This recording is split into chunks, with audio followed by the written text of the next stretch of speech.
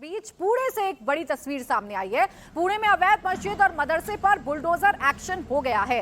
अवैध निर्माण के खिलाफ महानगर निगम ने आधी रात में ये एक्शन किया है। महानगर निगम का ये एक्शन हाई कोर्ट के आदेश के बाद हुआ, जिसमें कहा गया था कि पुणे के पिंपरी चिंचवड़ में जितने भी अवैध धर्म स्थल हैं उन्हें तोड़ा जाएगा। 6 महीने पहले महानगर निगम ने ऐसे सभी अवैध निर्माण वाले धर्म स्थलों को नोटिस भी भेजा था, लेकिन उसे नजरअंदाज किया गया, जिसके बाद महानगर निगम ने ये कार्रवाई की है और बुलडोजर एक्शन उस मस्जिद और मदरसे पर किया गया है जिसे अवैध तरीके से बना दिया गया था, अवैध तरीके से निर्माण कर दिया गया था।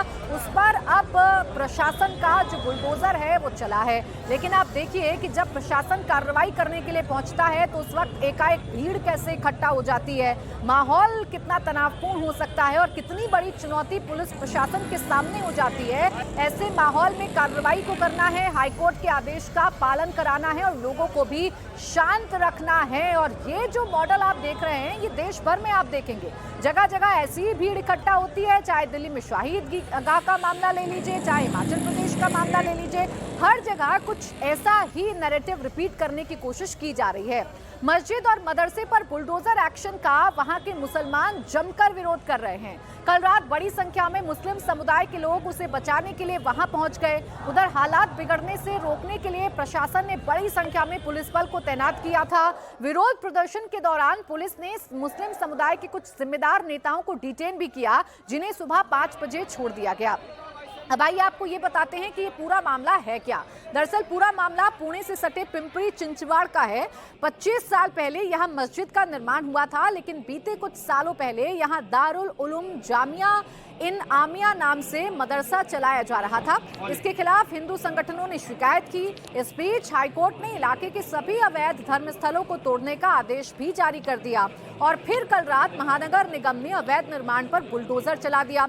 इस कार्रवाई में मदरसा पूरी तरह तो मस्जिद का कुछ हिस्सा भी अवैध निर्माण होने की वजह से गिरा दिया गया है। देखिए, इस मसले को अगर आप कानूनी तौर पर देखेंगे तो ये अवैध निर्माण का मसला नजर आता है, लेकिन अवैध निर्माण के इस मसले को कैसे धार्मिक एंगल देना है, कैसे मजहबी एंगल देना है, वो आप इन तस्वीरों को देखकर अंदाजा लगा सकते हैं। प्रशासन की कार्रवाई में खलल डालने की भी कोशिश की गई, भीड़ इकट्ठा करके दबाव बनाने की कोशिश की गई और ये दबाव कैसे सियासत से जुड़ा हुआ है आप इस बयान से समझेंगे, क्योंकि अब इस पूरे मामले में असदुद्दीन ओवैसी की भी एंट्री हो गई है। ओवैसी ने मस्जिद पर बुलडोजर एक्शन के खिलाफ सवाल उठाए। ओवैसी ने सोशल मीडिया पर लिखा कि मस्जिद के बगल में लगभग हजारों घर हैं जिनके पास भी कोई अनुमति नहीं है, लेकिन केवल मस्जिद दारुल उलूम जामिया इनामिया को ध्वस्त किया गया। हिंदू संगठनों ने सिर्फ मस्जिद गिराए जाने की शिकायत की। ओवैसी ने पूछा कि मस्जिद के खिलाफ ही ये भेदभाव क्यों, उन घरों को का क्या जो अवैध तरीके से बनाए गए हैं और उन पर कार्रवाई क्यों नहीं की गई है। देखिए, हाईकोर्ट का आदेश अगर आप देखेंगे तो सभी धर्म स्थल जो अवैध तरीके से बनाए गए हैं उन पर कार्रवाई करने का आदेश हाईकोर्ट की तरफ से दिया गया था। पहला पुणे के इस मस्जिद को तोड़ा गया, इस मस्जिद के अवैध निर्माण को तोड़ा गया। क्यों तोड़ा गया? चूंकि अवैध तरीके से निर्माण किया गया था, यहाँ मदरसा चलाया जा रहा था और उस मदरसे को पूरी तरीके से खत्म कर दिया गया है। लेकिन इसी के बहाने अपने पॉलिटिक्स को चमकाने का मौका असदुद्दीन ओवैसी नहीं छोड़ना चाहते हैं, इसीलिए उन्होंने इसे अपने उसी नैरेटिव से जोड़ा जो वो हमेशा कहते हैं कि इस देश में मुसलमानों को टारगेट किया जाता है। मेरे साथ मेरे सहयोगी साकेत राय इस वक्त जुड़ गए पुणे से। साकेत, जरा बताइए अभी का माहौल क्या है? प्रशासन ने तो अपनी कार्रवाई कर दी, लेकिन इस मौके पर तनाव की स्थिति भी पैदा करने की कोशिश की जाएगी और राजनीतिकरण करने की भी कोशिश की जाएगी। क्या तैयारी प्रशासन की तरफ से फिलहाल दिख रही है? बिल्कुल, देखिए, फिलहाल तोड़क कार्रवाई पूरी कर दी गई है। जिस तरह से मुंबई के धारावी का ये पूरा मुद्दा है, आप समझिए कि पिंपरी चिंचवड़ का मुद्दा भी लगभग वैसा ही है। बस फर्क केवल इतना है कि यहाँ पिंपरी चिंचवड़ महानगर पालिका की तरफ से तोड़क कार्रवाई पूरी कर दी गई है। अब कल रात इस पूरे तोड़क कार्रवाई को जो है वो अंजाम दिया गया। आपको बताएं कि ये कालेवाड़ी थेरगांव इलाके की ये पूरी बात है, जहाँ पर दारुल उल जामिया नाम की एक मस्जिद है।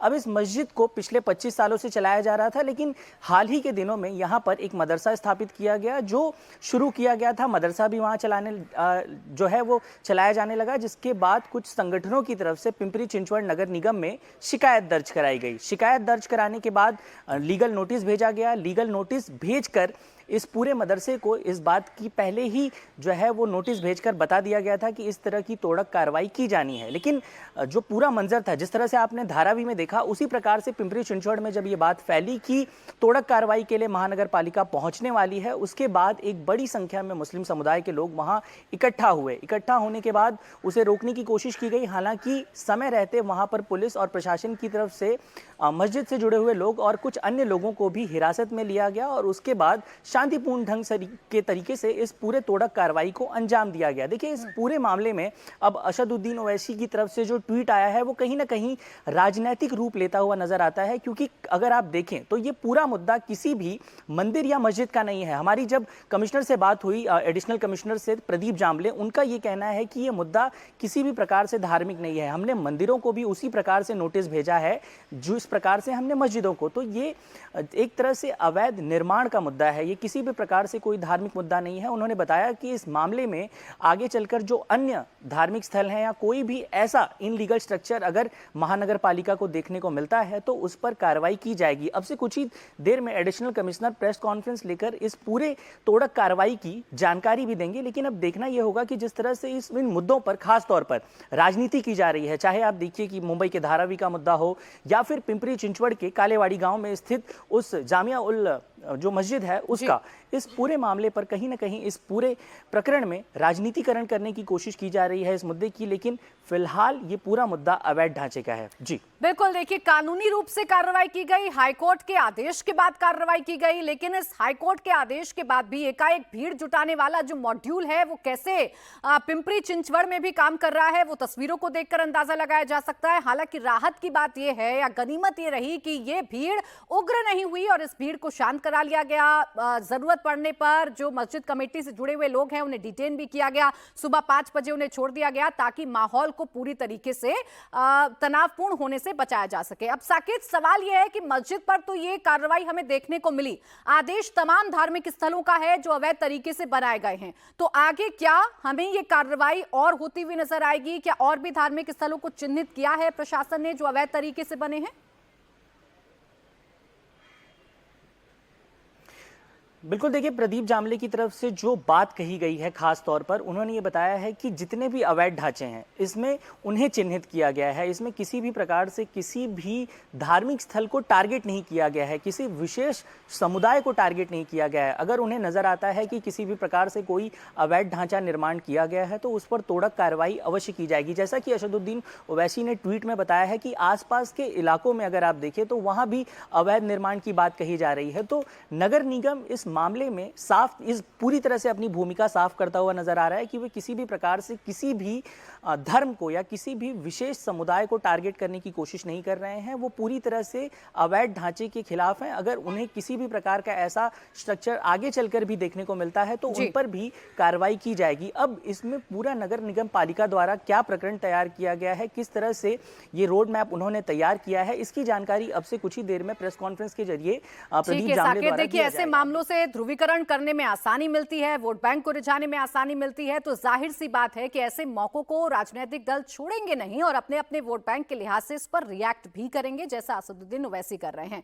शुक्रिया आपका साकेत तमाम जानकारी के लिए। तो देखिए, महाराष्ट्र में चाहे धारावी हो चाहे पुणे का पिंपरी चिंचवड़ का मामला हो,